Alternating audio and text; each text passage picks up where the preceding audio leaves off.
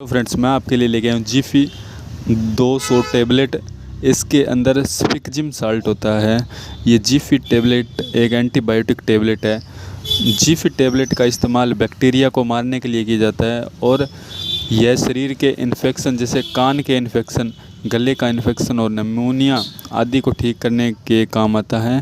और जीफी टैबलेट का इस्तेमाल शरीर के कई अलग अलग हिस्सों के बैक्टीरिया के संक्रमण के इलाज के लिए भी किया जाता है और ये मार्केट में आपको आसानी से ऑनलाइन व ऑफलाइन मिल जाएगी। Thank you friend.